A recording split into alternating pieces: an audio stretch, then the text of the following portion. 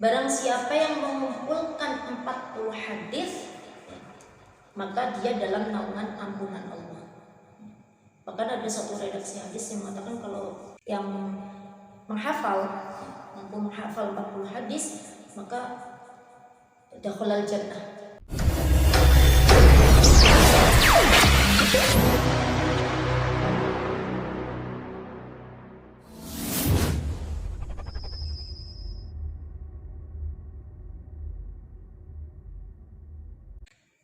Bismillahirrahmanirrahim. Kesimpulan yang kemarin yakni Kiai Musonif yakni Syekh Muhammad bin Abi Bakar itu termotivasi adanya hadis Rasulullah yang berbunyi man jama'a arba'ina hadisan fahuwa fil afwi wal ghufran. Jadi barang siapa yang mengumpulkan 40 hadis, maka dia dalam naungan ampunan Allah. Bahkan ada satu redaksi hadis yang mengatakan kalau mampu menghafal 40 hadis, maka dakhalal jannah, masuk surga. Masuk surga min ayyi babi syaa. Jadi dari mana, pintu mana saja yang dia kehendaki. Itu impian sekelas kita ya. Kalau sekelas kita ya pengennya kalau masuk surga bebas, mau masuk pintu mana saja, pengennya seperti itu.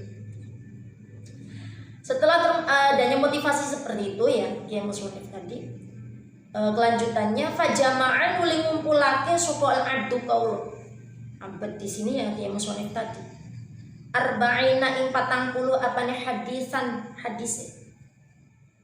Bil asanidi kelawan piro-piro sanad al-muttasilati kang ketemu yang sambung ilan nabiyyi marang Kanjeng Nabi alaihi salam.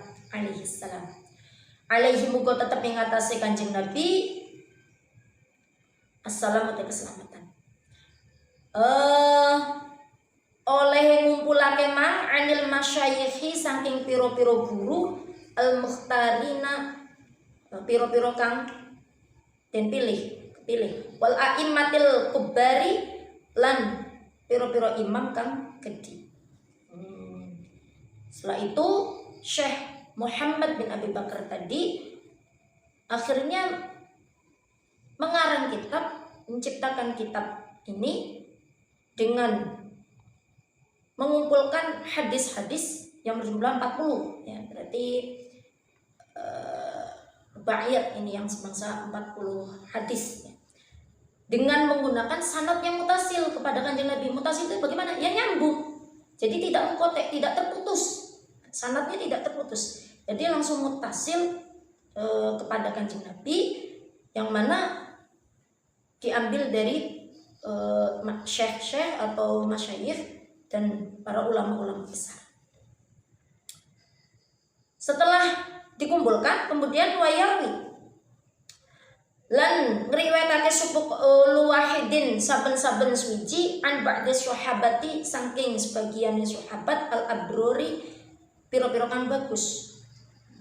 Jadi yang mana diriwayatkan salah satu hadis tersebut diriwayatkan oleh para sahabat ya, sahabat-sahabat yang bagus, yang mulia. Wazada, langkah selanjutnya dari Syekh, dari Kiai Musonif tadi, wazadalan nambahi sapa al-abdu kaula fihi ing dalam hadal kitab apa ma perkara.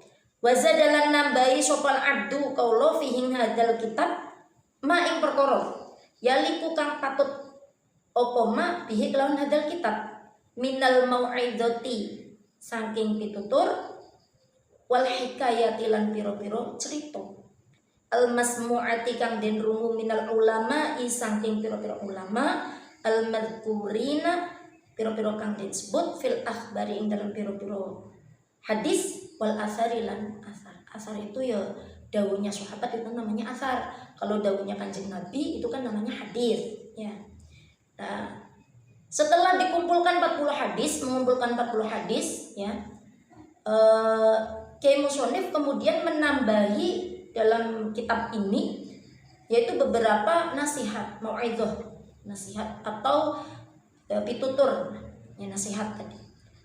dan juga cerita-cerita. Yang mana cerita itu ya sudah masyhur, sudah terkenal di kalangan ulama, ya, yang ada di redaksi hadis maupun asar maupun dawuhnya para sahabat. Asa menawa sapa abad ayyak mana iku ayyak mana yento aman sapa abad min suhtil maliki saking bendune ratu ya Allah al jabari kang murba meseso jabbar.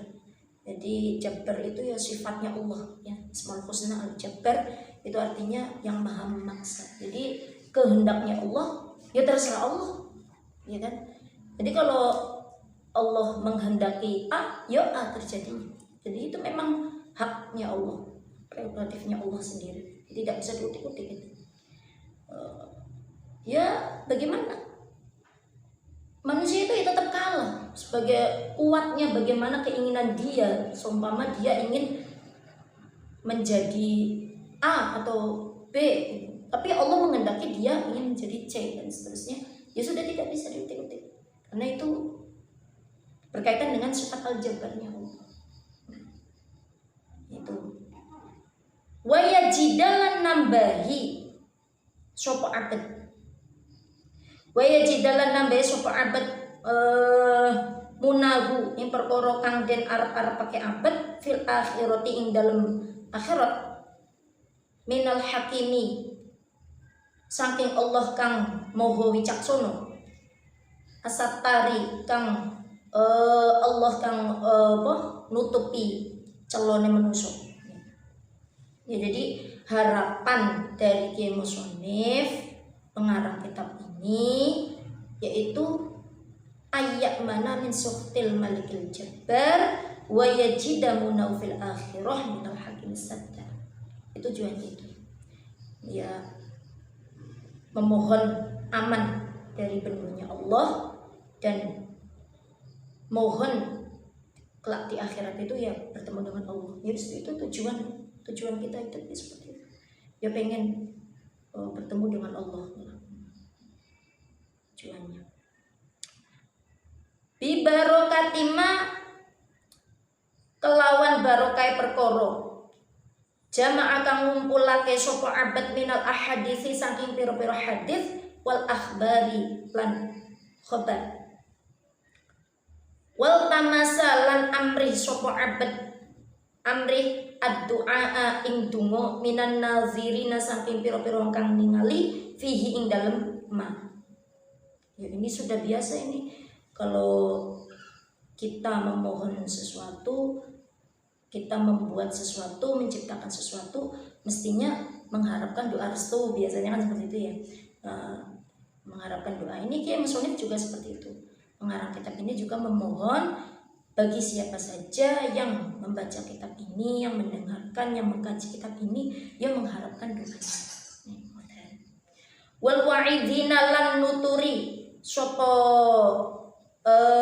man kuwi nadirin kuwi minhu saking man farahima muga-muga melasi sapa Allah Gusti Allah melasi man ing wong yadkaruhu kang nutur sapa man hu ing abad bidu'ai kelawan donga wala yansahu lan ora lali sapa abad sapa man hu ing abad. Berharap setelah diciptakannya kitab ini orang-orang itu mau mendoakan, mengingat syekh, mengingat pengarang kitab ini dan tidak melupakannya. Makanya biasanya kalau guru-guru kita mengaji itu sebelum membaca kitab mesti tawasul dulu. Ya, membaca tawasul terlebih dahulu kepada Kanjeng Nabi, keluarganya, kepada sahabat, kepada keluarga-keluarga Kanjeng Nabi, istri-istri beliau, keturunan beliau dan seterusnya itu dihadiah Fatihah semua, termasuk pengarang kitab. Apa nyampe tawasul kita, hadiah Fatihah kita kepada orang-orang soleh tersebut? Loh, bagaimana gak sampai? Secara logika saja, kita transfer uang, kita transfer uang. Orang yang menerimanya loh gak ada. lewat alat yang dibuat oleh manusia. Nyampe nggak uangnya? Nyampe kan? Itu transfer uang pakai alat yang dibuat oleh manusia, ATM, gitu kan? Orang yang menerimanya pun nggak ada di depan kita, nyampe. Apalagi kita kirim tawasul, kirim doa, kirim fatihah, ya meskipun orang yang menerimanya itu tidak ada, tapi yang digunakan itu loh ATM-nya Allah, gitu loh ibaratnya. Jadi alat ciptaannya Allah, ya mesti nyampe secara logika seperti itu. Nah, jadi itu sudah lumrah sekali. Sebenarnya Qiyam Musonif itu dari awal muqaddimah itu tawadhu sekali, ya rendah hati sekali sebenarnya itu ya. Dari beliau mengaku fa innal abda al mudniba, sungguhnya saya adalah seorang hamba yang penuh dengan dosa. Nah itu loh, jarang orang seperti ini mengakui dirinya lemah, itu jarang sekali. Apalagi kalau orang itu sudah pinter. Nah kalau pinter tidak diiringi dengan ilmu yang kuat, ya hanya digunakan kepintarannya saja, tidak diiringi dengan tasawuf, syariat, tasawuf dan seterusnya, ya udah bablas, jadinya keminter gitu loh. Susah kalau orang melatih orang seperti ini, susah. Nanti timbulnya kalau orang sudah pinter, nanti merasa benar. Kalau sudah merasa benar, ya merasa diri paling tinggi, ya jadinya kalau ada orang yang menyainginya, jelas nggak terima jadinya. Itu imbasnya di situ. Dari sinilah timbul sifat iri. Setelah iri nanti mengembanglah sifat kesombongannya. Seperti ceritanya ini, Nabi Adam dengan iblis. Iblis kan dulu adalah makhluk Allah. Iblis itu sama-sama makhluk Allah yang diciptakan oleh Allah. Bahkan iblis itu sebelum kisahnya Nabi Adam diciptakan, itu adalah makhluk Allah yang rajin ibadah. Sebenarnya ibadah dia, rajin dia. Oh, rajinnya ngumpuli awak dewe paling. Nah, setelah Adam diciptakan, kemudian diperintahkan Allah untuk hormat kepada Nabi Adam, untuk sujud kepada Nabi Adam. Sujud di sini bukan untuk menyembah Nabi Adam, bukannya, tapi untuk hormat atas penciptaan Allah.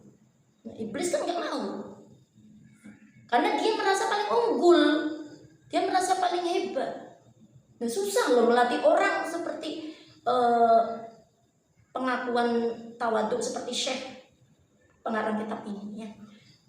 Setan merasa lebih unggul, lebih hebat, akhirnya dia nggak mau mengikuti perintah Allah. Ya sudah, karena sudah tidak mau, dia mempunyai sifat iri dan kesombongan yang tinggi. Nah, akhirnya ya dikutuklah oleh Allah hatta yaumul qiyamah, sampai hari kiamat itu kutukan tersebut ya. Jadi itu ya, makanya manusia itu yang namanya manusia itu ya, kalau malaikat itu kan tidak pernah maksiat, manut terus, taat terus kepada Allah. Kalau setan tidak pernah taat dan tidak pernah ibadah. Kalau manusia setengah taat, setengah maksiat, itu manusia ya. Bedanya di situ. Dia harus bisa mengimbangi. Jika memiliki sifat yang sombong atau iri, dia harus bisa diredam sendiri. Bagaimana? Yuk, kita sendiri yang tahu bagaimana meredamnya, bagaimana meminimalisirnya agar tidak menggebu-gebu ya. Kalau iri dan seterusnya, yang namanya hidup kan ya seperti itu. Jadi dapat diambil kesimpulan dari muqaddimah tadi bahwa sekelas Syekh Muhammad bin Abi Bakar saja yang alim alamahnya seperti ini, gitu loh, beliau mau mengakui bahwasanya beliau itu al-mudnib, penuh dosa. Bahkan dilanjutkan lagi, ba'datul khawdihi fi bahri dzunub wal isyan, bahkan tenggelam di lautan dosa dan juga maksiat, sampai seperti itu mengakunya. Terus tolaba ridho rahman, dilanjutkan. Dan ini sudah selesai muqaddimahnya. Kita masuk ke pembahasan hadis. Hadis yang pertama. Sekian saja. Semoga ada manfaatnya. Kita lanjutkan minggu depan. Mudah-mudahan walaupun sedikit, tapi kita bisa mengambil hikmah dari cerita ini.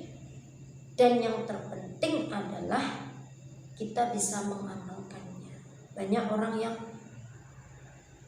membaca, paham, tapi tidak mau mengamalkannya, mempraktekannya. Itu yang susah. Jadi hanya sekedar teori, itu yang susah. Jadi mudah-mudahan dari kesimpulan yang sudah disampaikan tadi, hikayatul ukhra kana abidun fi bani Israil, wallahu a'lam bishawab. Akhirul kalam, wallahu muwaffiq ila aqwamit thoriq. Assalamualaikum warahmatullahi wabarakatuh.